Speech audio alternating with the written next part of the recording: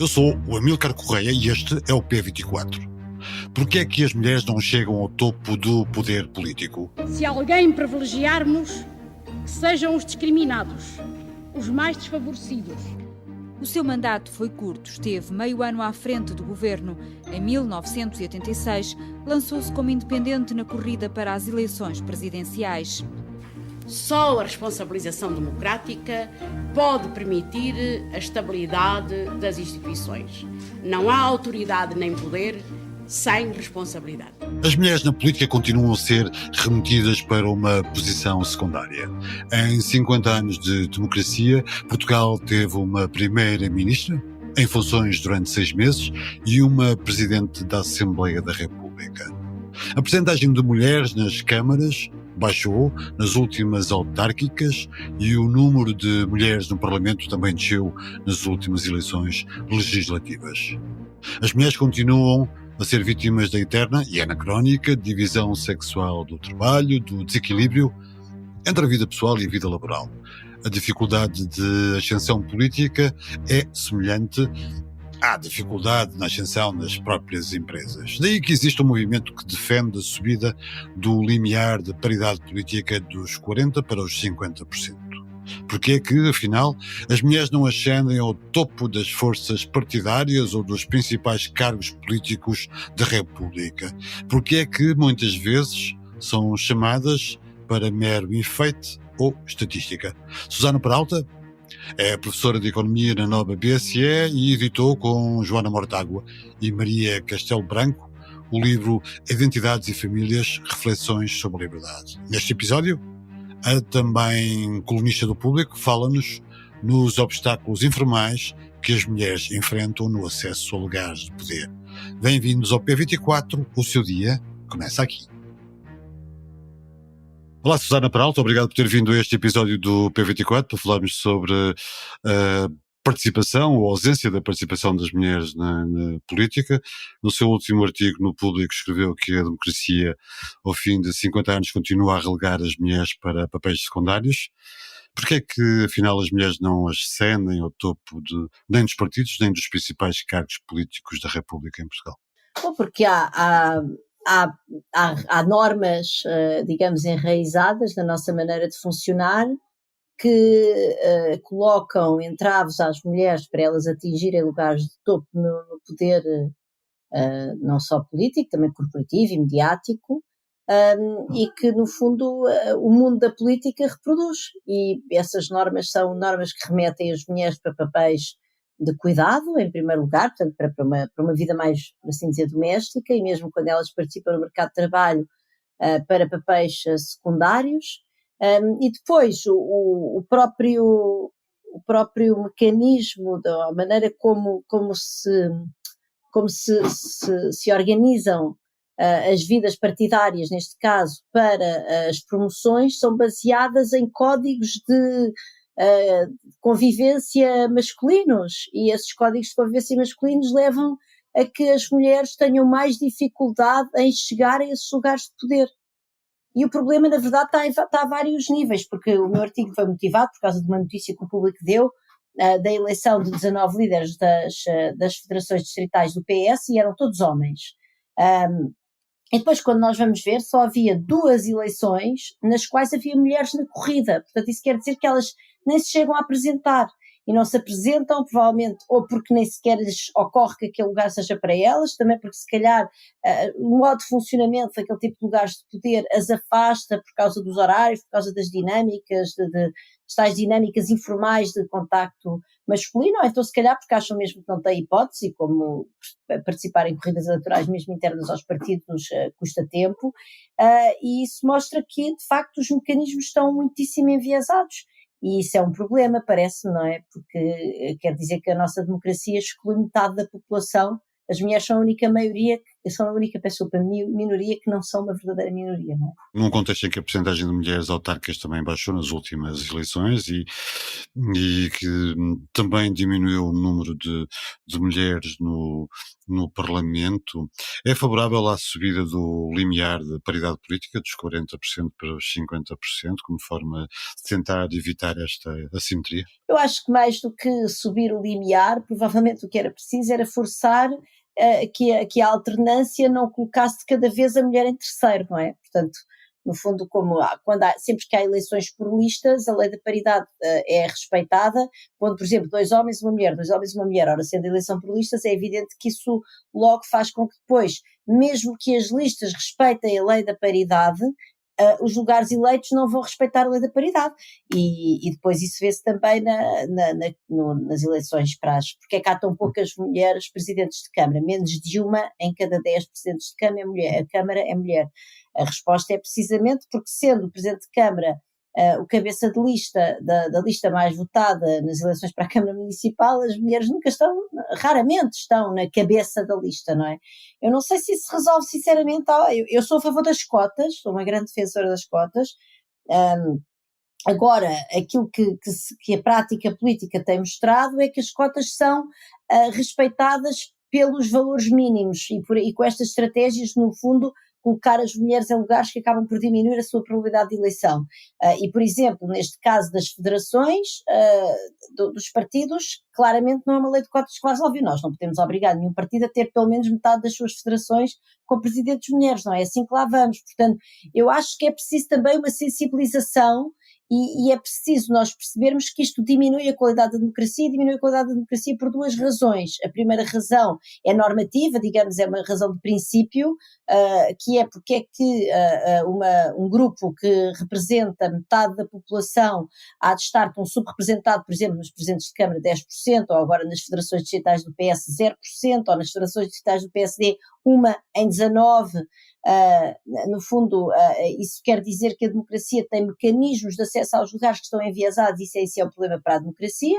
Por outro lado, as mulheres, é sabido que quando há um grupo da população, neste caso os homens, mas podíamos falar de outros grupos, claro, com enfim, identidades definidas com base, por exemplo, em natureza étnica, mas o que é sabido, o que a literatura académica mostra é que quando há um grupo da população que tem acesso privilegiado a lugares de poder, isso faz com que seja mais fácil ascender ao topo sendo medíocre. Portanto, contrariamente às crenças populares, a instituição de cotas, na verdade, promove o mérito, porque no fundo cria concorrência, não é? No mercado onde há um grupo que de alguma forma capturou esse mercado e portanto consegue chegar aos lugares de topo, digamos, com menor esforço, as cotas vão induzir alguma concorrência e portanto vão permitir até uma melhoria da própria qualidade. Portanto, são duas razões, uma é substantiva e a outra é, por assim dizer, mais instrumental, de melhoria da democracia, que fariam com que nós tivéssemos um sistema mais de melhor qualidade, se verdadeiramente conseguíssemos promover a inclusão de mulheres através da eliminação das tais barreiras, ou da mitigação das tais barreiras informais, ou até eu diria da consciencialização das barreiras informais, não é? O que é que acontece? Porque é que as mulheres estão excluídas destas dinâmicas, por exemplo, das distritais e das conselheiras dos partidos? Se calhar porque os horários das reuniões não são simpáticos para quem quer conciliar a vida pessoal e profissional, e neste caso de ativismo político, e portanto é um bocadinho uma reflexão, tem muito a ver também com o nosso modo de nos organizarmos enquanto sociedade, que leve a que dizer, olha, em vez de pormos a reunião, não sei, num dia de semana à noite, não é? Vamos procurar que ela seja num horário que seja compatível com as mulheres que lá está, carregam aos ombros desproporcionalmente a tal economia do cuidado. Ou vamos promover uma reunião, mas, por exemplo, ter um apoio de babysitting, ou sei lá, para as crianças estarem entretidas, não é? Como há nos casamentos, porque é que não de fazer isso nas reuniões políticas? Para precisamente permitir que estas coisas sejam feitas pelas mulheres com menos custo pessoal. No livro que editou com a Joana Mortágua e a Maria Castelo Branco, a Carla Castro, ex-deputada da Iniciativa Liberal, fala das barreiras de que a Susana estava a falar agora, mas também diz que as mulheres neste caso são chamadas como mero enfeite ou estatística, e daí também a questão das cotas e de não serem cabeça de lista.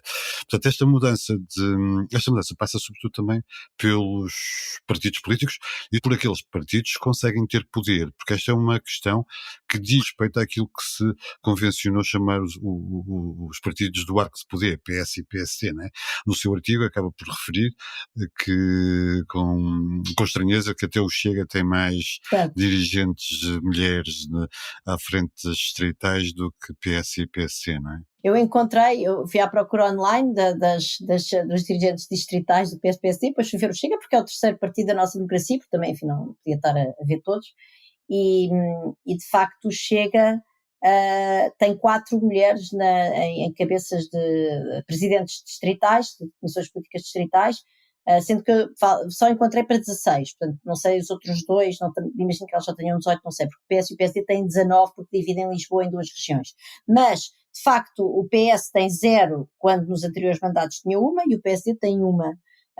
E eu acho isso triste, não é? Ou seja, eu enquanto mulher certamente não me parece que o Chega seja um partido que promova a visão da mulher empoderada e libertada que eu defendo, e portanto eu gostava que fossem os outros partidos, onde de resto há essas mulheres empoderadas e libertadas, tanto no PS como no PSD. Consigo imaginar um conjunto amplo de exemplos de mulheres dessas, muito inspiradoras, e porque é que elas então não estão nos lugares de destaque. E de facto, desse ponto de vista, o PS nunca teve uma líder que fosse uma mulher, já teve líderes parlamentares, mas nunca teve uma líder do partido, contrariamente ao PSD e ao próprio CDS, que teve a Assunção Cristas, e portanto, e o PSD teve Manuela Ferreira Leite, e portanto eu acho que havia aqui uma reflexão a fazer, um partido de centro-esquerda e que se quer, enfim, progressista, e que eu julgo que é progressista, e que de facto tem mulheres extraordinárias, e como é que então elas não conseguem chegar a estes lugares máximos do poder. E eu acho que se não forem esses partidos, isso é um bocadinho também o texto da Carla Castro, que eu cito bastante, não é, no meu artigo de hoje, quando ela diz que as mulheres são meramente, da Carla Castro, contrariamente a mim, contra as cotas, precisamente porque ela considera, bem, eu para cumprir a cota consigo buscar aqui uma mulher enfeite, no fundo, e não estou verdadeiramente a promover uma lógica de empoderamento das mulheres, e eu acho que é um argumento perfeitamente válido, de resto, senão não a teria citado, como é óbvio, e tenho um enorme respeito intelectual pela Carla Castro, e de facto a mim o que me preocupa e também ela também aponta esse dedo, é como é que estes partidos que no fundo têm esta herança e quanto a mim têm também este dever de dar o mote, de dar o sinal relativamente à qualidade da nossa democracia, não têm estas preocupações no seu seio. Não quer dizer que não haja meia dúzia de exceções lá de pessoas, ou até mais que as tenham, e eu conheço algumas, portanto não quero ser injusta. Agora, a verdade é que depois o sinal que passa cá para fora é o sinal de um país, de 2 partidos dominados por homens, e isso é muito mau nos 2 maiores partidos da nossa democracia. As mulheres continuam a ser vítimas do trabalho doméstico e do desequilíbrio entre a vida pessoal e a vida laboral, não é? Ao fim de 50 anos de democracia era de esperar uma maior evolução. Todavia, quando vemos, por exemplo, a Ursula von der Leyen, que pediu aos países uma paridade na escolha dos comissários e não obteve, chegamos à conclusão que não é apenas uma idiosincrasia portuguesa, não é? Não, que é algo é mais do que isso, que é uma questão mais universal, não é? Não, claro, esta questão da desigualdade de acesso das mulheres aos lugares de poder é uma questão universal e que tem a ver precisamente com esta realidade histórica que nós todas carregamos e que muitas delas são até vieses que as próprias mulheres têm dentro delas e que depois acabam por, elas próprias tomam esse lugar do cuidado e da economia doméstica que depois acumulam com uma presença no mercado de trabalho e não lhes sobra tempo porque a vida política é, na maior parte dos casos, exceto para os políticos profissionais, é uma atividade extra e, portanto, as mulheres já têm o tempo todo preenchido e isso de facto é um problema noutros países. Agora, a verdade é que nós olhamos à nossa volta e temos vários exemplos na União Europeia, de países onde já houve mulheres primeiras ministras, onde já houve presidentes da República, e em que, por exemplo, a percentagem de mulheres nos parlamentos é muito superior, e quer dizer, e em Portugal, de facto, a lei das cotas foi uma grande revolução e, portanto, eu defendê-la-ei, e de facto nós vemos que o máximo de mulheres no Parlamento antes da lei das cotas eram 20 e poucas e rapidamente, portanto, nas eleições a partir das quais a lei das cotas, a lei da paridade estava em vigor, imediatamente houve um salto bastante significativo. Agora, de facto, parece que há uma falta de consciencialização, portanto, parece que a lei das cotas é interpretada, ou que esta necessidade de dar poder e de dar voz às mulheres é interpretada como uma corveia, não é? Bem, vamos lá, agora cumpre lá isso, não é? Mete lá os nomes de mulheres, e não devia ser assim, devia ser percebido que a diversidade melhora a qualidade da democracia, e é uma pena que assim não seja. Mulheres como Jacinda Ardern na Nova Zelândia, como Sanna Marin na Finlândia, destacaram-se pelas suas competências à frente do cargo, que abandonaram por terem sido provavelmente alvo de uma pressão enorme à qual não seriam sujeitas se fossem homens. Isto faz sentido? Não, isso faz imenso sentido.